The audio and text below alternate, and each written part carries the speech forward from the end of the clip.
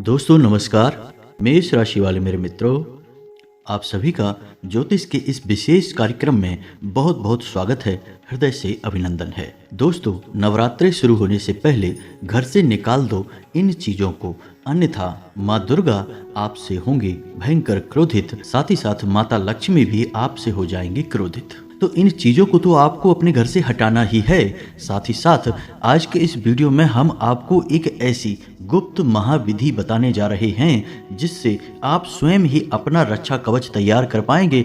और यदि आपके ऊपर कोई किसी भी प्रकार की तांत्रिक क्रिया, काली क्रिया या फिर आपको नजर लगाने की कोशिश करेगा तो ऐसी स्थिति में वह आपका कुछ भी बिगाड़ नहीं पाएगा, उल्टा स्वयं ही परेशान हो जाएगा। तो यह जो विशेष विधि यह गुप्त महा उपाय हम आपको जो बताने जा रहे हैं, इस उपाय को अमल में लाने के लिए नवरात्रि से अच्छा कोई भी अवसर हो ही नहीं सकता है। तो आपको नवरात्रि के 9 दिनों का पूरा उपयोग करना है और इस विधि से स्वयं अपने लिए तावीज तैयार कर लेना है। और माँ दुर्गा की असीम कृपा प्राप्त करने के लिए कुछ विशेष गुप्त पूजा होती है, उपाय होते हैं जिन्हें भी आपको कर लेना है। तब आपके आसपास एक ऐसा रक्षा कवच तैयार हो जाएगा कि आपका कोई बाल भी बांका नहीं कर पाएगा। वीडियो बहुत ही खास है और इस वीडियो में आपके जीवन से जुड़ी हर एक समस्या का समाधान है। तो हमारे कहने से इस वीडियो को आप पूरा अवश्य देखें, वीडियो को बिल्कुल भी मिस ना करें, क्योंकि इस तरह के वीडियो जीवन को बदलने की क्षमता रखते हैं दोस्तों, और बहुत ही मेहनत से तैयार किए जाते हैं। यदि आप इस वीडियो को पूरा देख लेंगे तो निश्चित तौर पर आपके जीवन में बहुत बड़ा बदलाव आ जाएगा, इस बात की हम गारंटी देते हैं। और यदि आपके जीवन में बदलाव आएगा तो हमें बहुत अच्छा लगेगा। माँ भद्रकाली के लिए हमारी भक्ति पूर्ण हो जाएगी और हम मान लेंगे कि माता की कृपा हमारे ऊपर आजीवन बरसती रहेगी। तो वीडियो में जो भी बातें हम आपको बताने जा रहे हैं उन बातों को ध्यान से समझना है। कुछ बातें ऐसी होंगी जिन्हें आप बाद में भूल सकते हैं, तो उन बातों को आप नोट कर लें, कॉपी पेंसिल लेकर बैठें और एकांत में ठंडे दिमाग से पूरे वीडियो को देखें।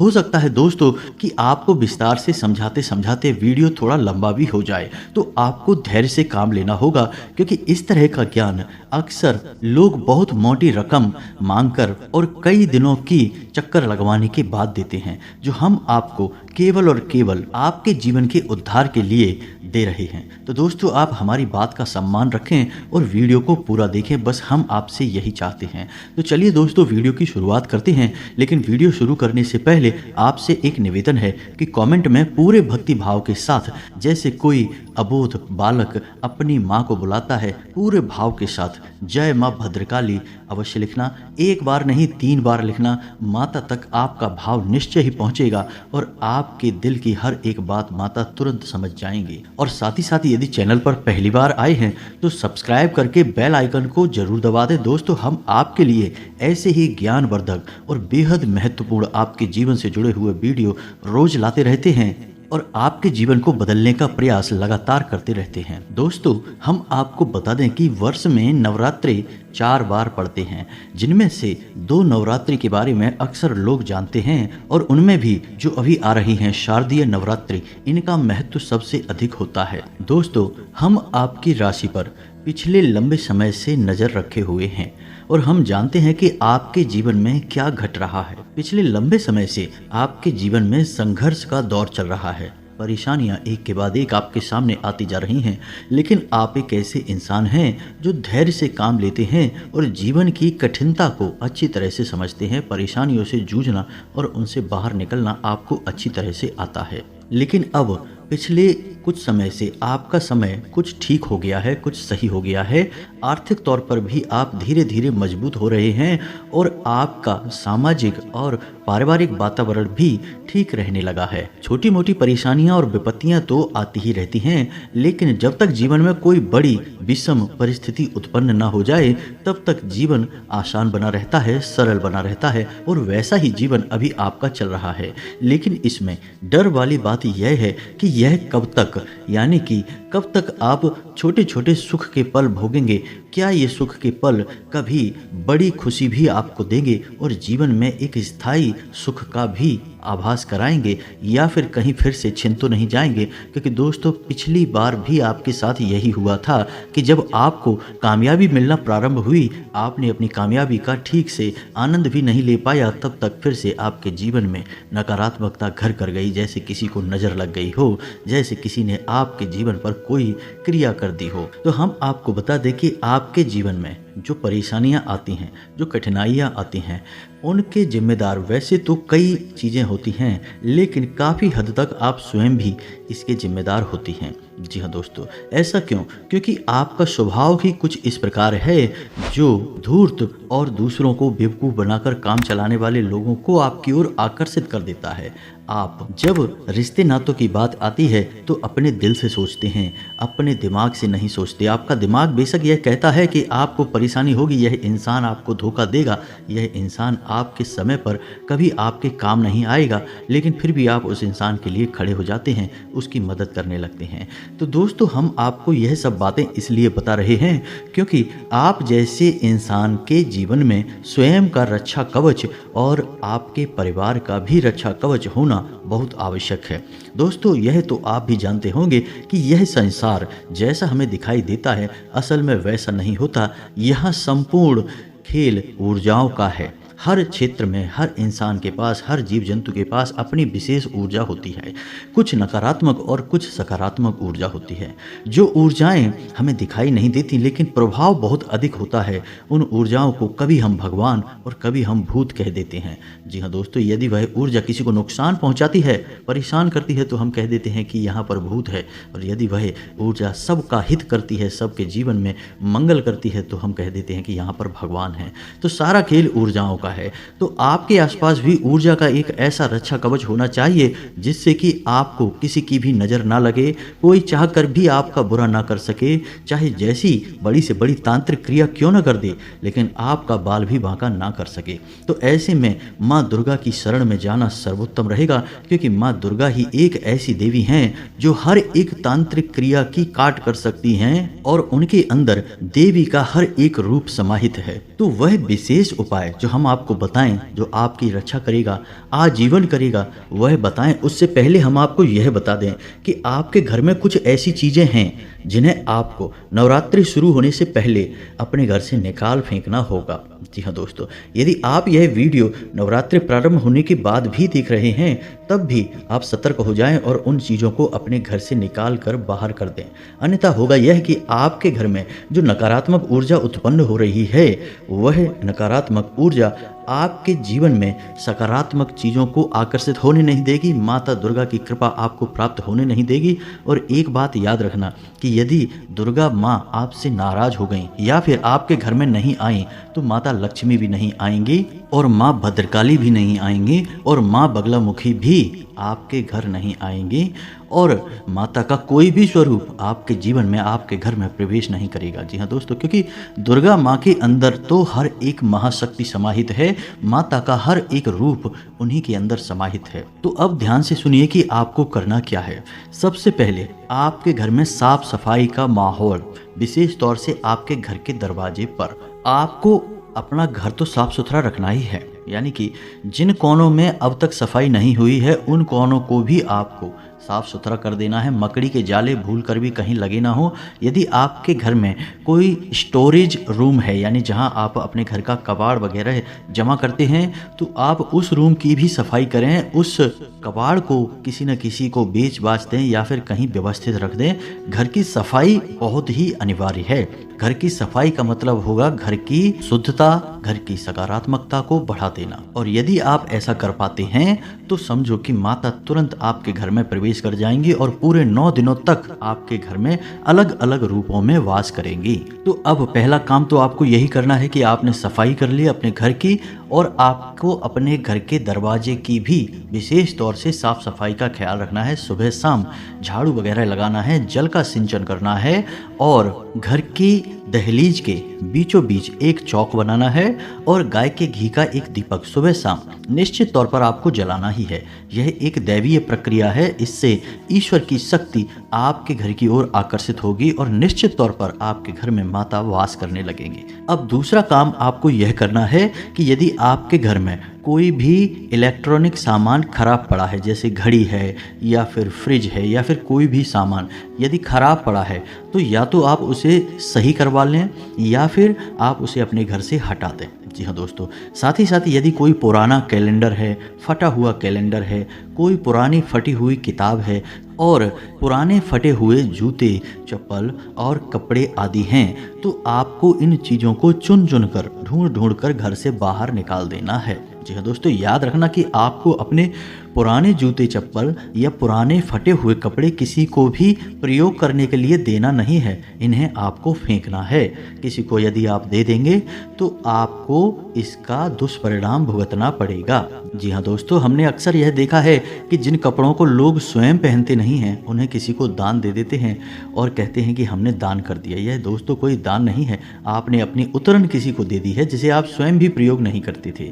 यदि आपको देना ही है, दान स्वरूप स्वयं के कपड़े देने ही हैं जिससे कि शनिदेव आपको परेशान न करें, अपनी कुदृष्टि आपके ऊपर न डालें, तो आप अपने पहने हुए ऐसे कपड़े या जूते चप्पल दीजिए जिन्हें आप अभी इस्तेमाल करते हैं, प्रयोग में लाते हैं, जो आपके लिए उपयोगी हैं। आपने जिन्हें त्याग दिया है या जो फट गए हैं उन्हें देने से तो दुष्परिणाम ही प्राप्त होते हैं। तो उम्मीद है आप यह समझ गए होंगे कि क्या किसको देना है, कैसे देना है और क्या किसको नहीं देना है। अब तीसरी चीज कि आपको क्या अपने घर से निकालना है, ध्यान से सुनिए। आपके घर में यदि कोई ऐसी भगवान की फोटो या मूर्ति है जो खंडित हो चुकी है, जी हाँ दोस्तों, कई बार ऐसा होता है कि लोग भगवान की मूर्तियाँ, खास तौर से गणेश जी की मूर्ति, भगवान श्री कृष्ण की, राधा जी की मूर्ति सजावटी सामान के तौर पर ले लेते हैं और उन्हें अपने घर के किसी अलमारी में या कोने में रख देते हैं। कुछ समय बाद वह मूर्ति खंडित हो जाती है, थोड़ी बहुत टूट फूट हो जाती है, लोग उसे भी अपने घर में रखे रहते हैं। दोस्तों, ऐसी मूर्तियां भयंकर नकारात्मकता को आकर्षित करती हैं। फिर आप बोलेंगे कि हमारे जीवन में अचानक से सब कुछ खराब क्यों होने लगा, बुरा क्यों होने लगा, क्योंकि पता नहीं कौन सी नकारात्मक शक्ति आपके घर में आकर्षित हो गई, क्योंकि गलती स्वयं आपने ही तो की है। तो आपको ध्यान देना है कि यदि कोई मूर्ति जो थोड़ी बहुत भी खंडित हो चुकी है, आप उसे ढूंढिए। साथ ही साथ यदि कोई भगवान की फोटो है, फोटो के साथ भी दोस्तों लोग अक्सर यही करते हैं कि दीवारों पर लगाकर छोड़ देते हैं, भूल जाते हैं, फिर वह फोटो थोड़ी बहुत कट फट जाती है और उसे वहीं लगा रहने देते हैं। तो भगवान की कोई भी मूर्ति या फोटो कोई सजावटी सामान नहीं है, आपको यह याद रखना होगा। इन्हें हम अपने घर को सजाने के लिए प्रयोग नहीं कर सकते, यह आस्था का विषय है, विश्वास का विषय है। दूसरा कि आपने यदि कोई फोटो या मूर्ति ले भी ली तो आपको उसका सम्मान तो करना ही होगा, उसकी साफ सफाई का ख्याल रखना होगा, उसका थोड़ा बहुत पूजा पाठ तो करना ही पड़ेगा। और यदि वह खंडित हो जाती है तो उसे विसर्जन भी करना पड़ेगा। यदि आप ऐसा नहीं कर रहे तो दुष्परिणाम तो आपको फिर भुगतने ही पड़ेंगे। इसी के साथ साथ यदि आपके घर की किचन में, जी दोस्तों ध्यान से सुनना है क्योंकि यहाँ पर लोग अक्सर गलती कर जाते हैं कि आपके घर की किचन में कोई अचार वगैरह रखा है जो खराब हो चुका है या फिर कुछ बर्तन ऐसे हैं जो थोड़े बहुत टूट फूट चुके हैं, लोग उनको लगातार प्रयोग करते रहते हैं। तो यदि ऐसा कोई सामान जो खराब हो गया है, टूट फूट चुका है और आपके घर की किचन में मौजूद है तो आप उस सामान को भी अपने घर से निकाल कर बाहर कर दीजिए। लोग इस बात को समझते नहीं हैं, टूटे फूटे बर्तनों को ही, जैसे थोड़ा बहुत कुछ, कोई बर्तन थोड़ा बहुत पिचक गया या टूट फूट गया तो उस बर्तन को भी प्रयोग करते रहते हैं, लेकिन इसका बड़ा ही अनिष्टकारी परिणाम होता है दोस्तों, क्योंकि माता लक्ष्मी की बड़ी बहन दरिद्रता इन चीज़ों की ओर आकर्षित होती हैं और जहां दरिद्रता का प्रवेश हो गया उस घर में माता लक्ष्मी तुरंत बाहर चली जाती हैं और कभी भी वापस मुड़कर नहीं आती हैं। इस बात का आपको ध्यान रखना होगा। अब आप चाहे माने या ना माने, लेकिन चीज़ों का प्रभाव आपके ऊपर लगातार बना रहता है और यदि आप अनजान बनने की कोशिश करते हैं और कहते हैं कि हम इन सब बातों को नहीं मानते हैं तो फिर लगातार पीड़ाएं मिलती तो रहती हैं लेकिन उनके समाधान आपको नहीं मिलते हैं। फिर आप कहते हैं कि जीवन तो नर्क के समान हो गया है।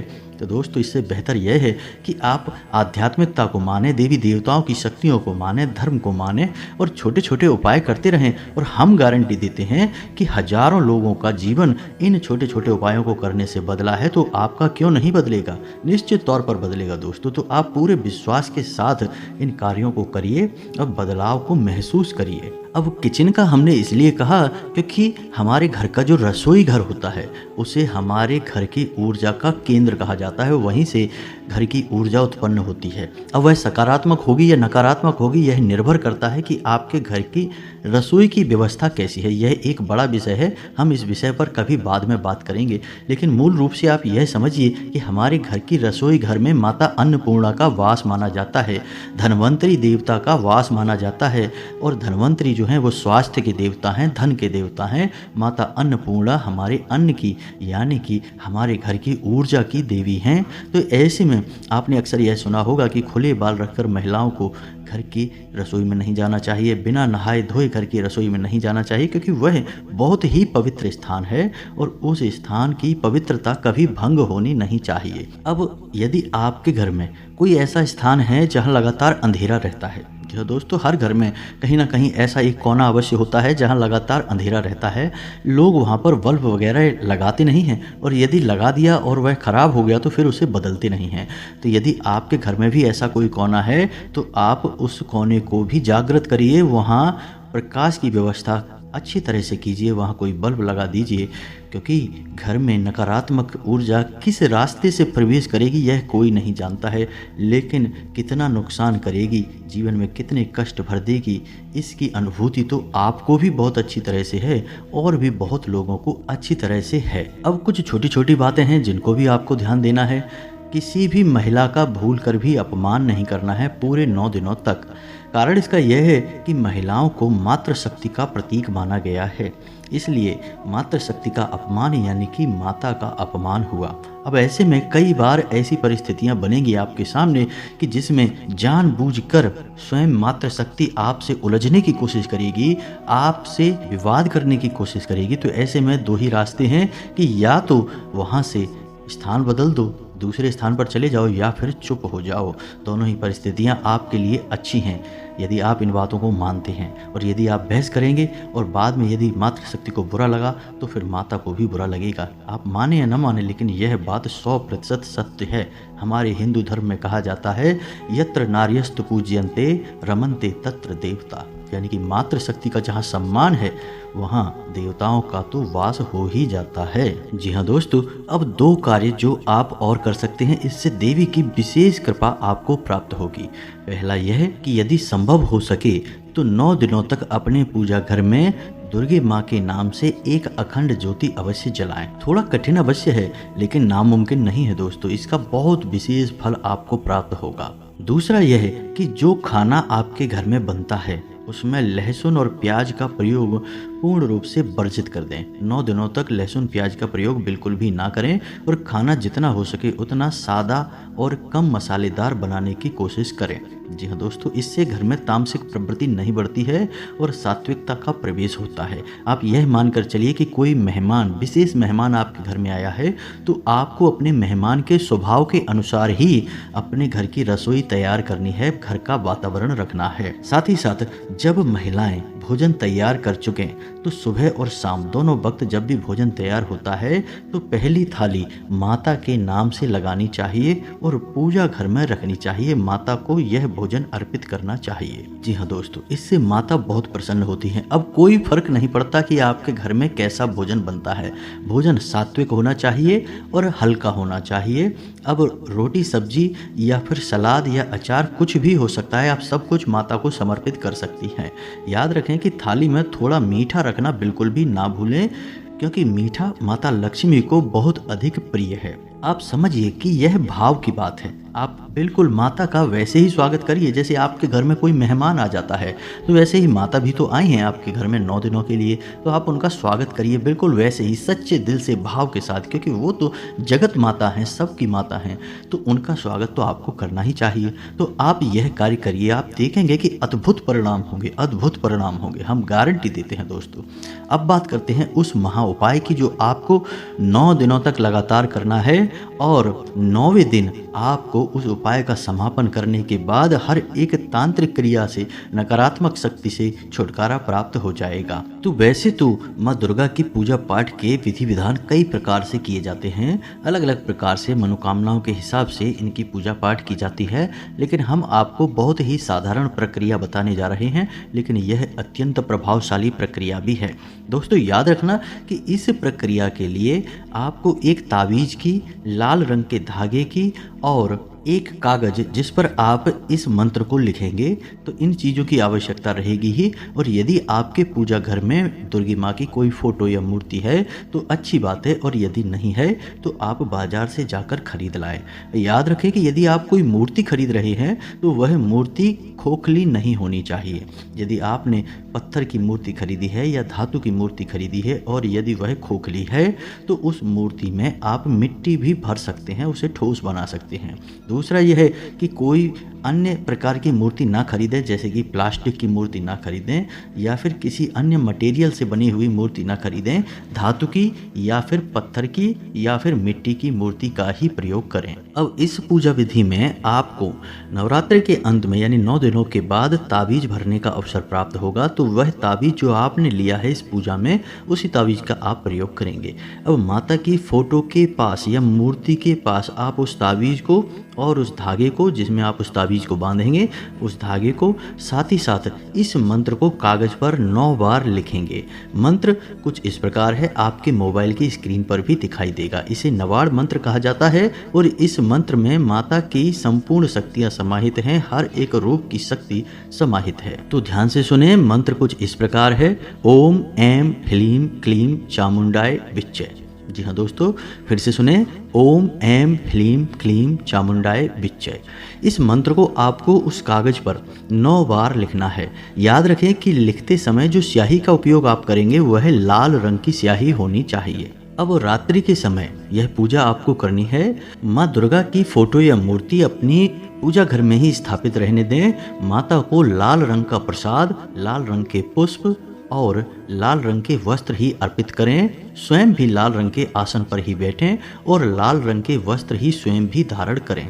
अब सबसे पहले दिन जब आप इस पूजा को प्रारंभ करें तो आप गाय के घी का दीपक जलाएं और पुष्प, धूप, दीप, नैवेद्य आदि माता को अर्पित करें और इसके साथ साथ माता का सच्चे हृदय से आवाहन करें। साथ ही साथ माता से अपने रक्षा कवच के विषय में भी बताएं। जी हाँ दोस्तों, अपने मन में बताएं, बोलकर बेशक ना बताएं, मन में बताएं कि आपकी मनोकामना क्या है, आप किस मनोकामना के साथ पूजा कर रहे हैं, कि आपको माता से संपूर्ण जीवन भर के लिए रक्षा चाहिए और उसी के रक्षा कवच के लिए आप यह पूजा पाठ कर रहे हैं। अब आपको माता का आवाहन करने के बाद 9 बार दुर्गा चालीसा का पाठ करना है। 9 बार दुर्गा चालीसा का पाठ करने के बाद आपको दुर्गा जी की आरती के बाद पूजा का समापन करना है। याद रखें कि जब आप इस पूजा को प्रारंभ करेंगे तो हाथ में जल लेकर संकल्प अवश्य करें, क्योंकि संकल्प से ही पूजा फलित होती है। अब 9 दिनों तक लगातार यह प्रक्रिया आप दोहराते रहेंगे, यानी कि माता को फल फूल आदि अर्पित करेंगे, सच्चे मन से पूजा करेंगे, माता का आवाहन करेंगे, 9 बार दुर्गा चालीसा का पाठ करेंगे। लेकिन संकल्प आप पहले दिन ही करेंगे, हर रोज आपको संकल्प करने की आवश्यकता नहीं है। जब आप संकल्प करेंगे तो संकल्प में हाथ में जल लेकर आप अपना नाम बोलेंगे, अपने कुल और गोत्र का नाम बोलेंगे और उसके बाद अपनी मनोकामना बोलेंगे और उसके बाद उस जल को माता के सामने जमीन पर अर्पित कर देंगे। इस तरह आपका संकल्प हो जाएगा। अब यह संकल्प आपको केवल एक दिन करना है, पहले दिन करना है, हर रोज नहीं करना है। आपको संकल्प में यह भी बताना है कि आप 9 दिनों तक लगातार इस पूजा को अखंड रूप में पूर्ण करेंगे और इस पूजा को करने का आपका मकसद क्या है। इन सब बातों के बाद आपको लगातार 9 दिनों तक इस पूजा के विधान को पूर्ण करते रहना है। स्वच्छता का विशेष ख्याल रखना है, सात्विकता को जीवन में अपनाना है, गलत आदतों से पूर्ण रूप से दूर रहना है, किसी भी प्रकार का नशा, व्यसन, मांस मछली आदि का सेवन भूल कर भी नहीं करना है। जितना हो सके उतना सात्विकता का साथ देना है, सत्य का साथ देना है, झूठ बोलकर अपना काम चलाने की कोशिश बिल्कुल भी नहीं करना है। किसी महिला का या भिखारी का या फिर किसी सफाई कर्मचारी का भूल कर भी अपमान नहीं करना है। और हो सके तो पूरे 9 दिनों तक, जब तक आपकी यह प्रक्रिया चलेगी, 9 दिनों तक जमीन पर ही शयन करना है। जी हाँ दोस्तों, तो बस इतना आपको करना है। यदि हो सके तो 9 दिनों तक अखंड ज्योति जला सकते हैं यदि आप, तो अवश्य जलाएं, इसका फल कई गुना होकर आपको मिलेगा। तो इतना करने के बाद जब 9वें दिन आपकी पूजा समाप्त हो जाए तो जो कागज में आपने इस मंत्र को लिख कर रखा है उस कागज को छोटा सा फोल्ड बनाकर यानी मोड़कर उस ताबीज में भर लेना है और उस पवित्र ताबीज को उस धागे से अपने शरीर पर बांध लेना है, चाहे बाजू पर बांध लें चाहे गले में पहन लें। और जब आप इस ताबीज को अपने शरीर पर धारण कर रहे होंगे तब आपको अपने मन में इस बात का पूर्ण विश्वास होना चाहिए कि आप कोई साधारण वस्तु अपने पास नहीं रख रहे हैं। यह माता का शुद्ध स्वरूप है। माँ दुर्गा और माता के सभी स्वरूपों का इस ताबीज में शक्ति समाहित है, तो यह आपकी जीवन भर रक्षा करेगी जब तक यह शुद्ध रहेगी। जी हाँ दोस्तों, यदि यह ताबीज अशुद्ध हो जाए तो आप इस प्रक्रिया को फिर से दोहराकर नया ताबीज भर सकते हैं। वैसे तो नवरात्रे इसके लिए सर्वोत्तम समय होता है, लेकिन यदि वर्ष के मध्य में भी आप किसी भी समय इस प्रक्रिया को करना चाहते हैं तो शुक्रवार का दिन सर्वोत्तम रहेगा और 9 दिनों तक यह प्रक्रिया लगातार चलती रहेगी। इसके बाद आप इस ताबीज को प्रयोग कर सकते हैं। अशुद्धता का विशेष ख्याल रखें। यदि ताबीज अशुद्ध हो जाता है तो इसे तुरंत उतार कर कहीं विसर्जित कर दें, किसी बहते हुए जल में विसर्जित करें। इसे फिर पुनः पहने ना रहें, अन्यथा इसका दुष्परिणाम आपको प्राप्त होगा। अशुद्धता क्या होती है इसका आपको विशेष ध्यान रखना है। जैसे कि यदि आपके घर में कोई सूतक हो गया है, कोई पातक हो गया है, यदि आप किसी ऐसे घर में जा रहे हैं जहां पर किसी प्रकार का सूतक या पातक है तो आपको वह ताबीज पहनकर नहीं जाना है। यदि आपके घर में ऐसी कोई घटना हो जाती है तो आपको यह ताबीज बदल देना चाहिए। यदि आपको एहसास हो जाए कि यह घटना होने वाली है तो आप इस ताबीज को पहले ही उतार कर अपने पूजा घर में रख दें।